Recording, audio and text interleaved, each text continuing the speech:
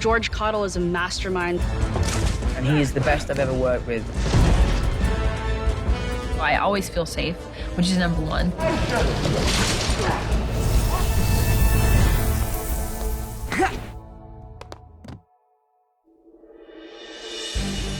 So we had 8 or 9 weeks of prep and rehearsal, and we put all of these fights together, and we tried to keep the tradition of what the fights and what the bad guys would normally focus on alive with that element, but also put our spin on it. George's whole team just have such a physicality that bring our story to life.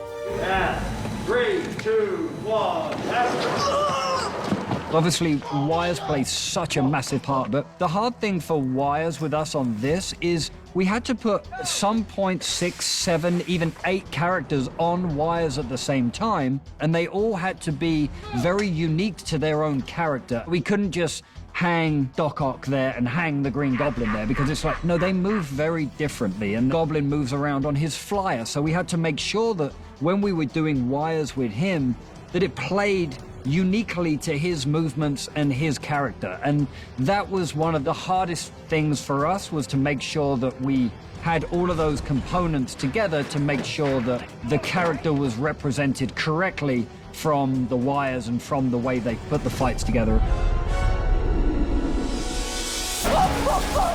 Told you I never want to do this ever again! MJ, I'm so sorry, but I can't see anything with your hand in my... I'm sorry. We have an incredible team of people who make sure that we are very safe. It's like, whenever in the world will I be able to experience this stuff? First day we had Zendaya with us was her jumping off a bridge in New York for the opening sequence. We had a scissor lift 55 feet in the air. We had 2, 100-foot cranes above her. Yeah, my first day of shooting was like, okay, we're gonna lift you up on a cherry picker and you're just gonna jump off. And I was like, well, this sounds familiar. We had the camera right next to her on a high-speed winch. We had her on a decelerator. She did nearly 50 feet of free fall and 9 feet of deceleration to a mark, and absolutely perfect. What are you doing at work today? Oh, well, I just put a harness on and jumped off this thing. Yeah, stop it.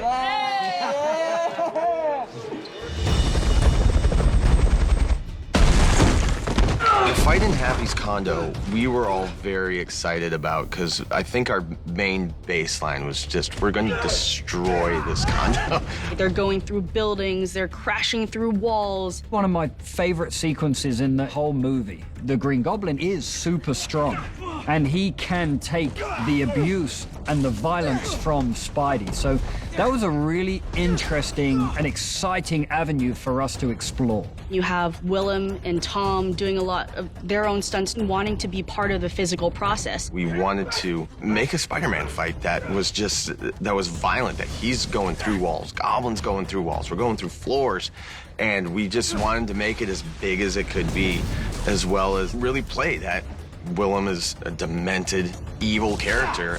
Spidey isn't doing so good in the fight, and he's got Goblin against the wall, and he's just giving it all he can, and Willem is just doing this incredible reactions with his face, and then just stops and gives the Goblin like the laugh, but that like cackle. And everybody on set just stopped. It kind of made your hair stand on end. Whoa, that was so scary. All right, guys, focus up. You feel that? When you get to a third act battle in any film, you want it to be satisfying. It's a level of emotion, I think, that will rival the level of spectacle. When you have 5+ villains, 3+ heroes, MJ, Ned, and Doctor Strange in the mix, it's very, very big, and we're having fun with the setting of the Statue of Liberty. Spidey has, for so many years, been born, bred, raised in New York. For them to base the final battle around the Statue of Liberty was pretty incredible, really. It's at the Statue of Liberty. I mean, there's no way practically to do that, with the set, with the proper proportions. So we have to do it blue screen. That shot where we all land on the crown is one of the hardest Spider-Man landings I've ever done, because the crown was just so uneven, and in the Spider-Man suit you can't see anything, and I was really trying to land in the most iconic Spider-Man pose. Poor Peter. Too weak to send me home to die. At this point, Tom has got so much hatred, and so much of the fight had to be that raw aggression and that pure anger. But, you know, we also know that he has to hold his temper, or else that's going to be the one thing that's going to let him down. There was some really fantastic fight stuff, and Tom Holland just absolutely did a fantastic job. And Willem brought his A game.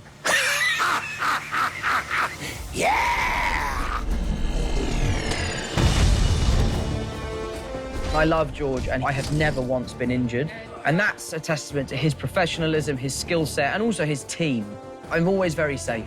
I think when you add more practicality, you can show the audience that it's actually these people doing these stunts and all of this action. The more you can incorporate those real moments, I think it just sells it all so much more. I'm in such awe of everyone on that stunt team and our actors and their ability to pull it off.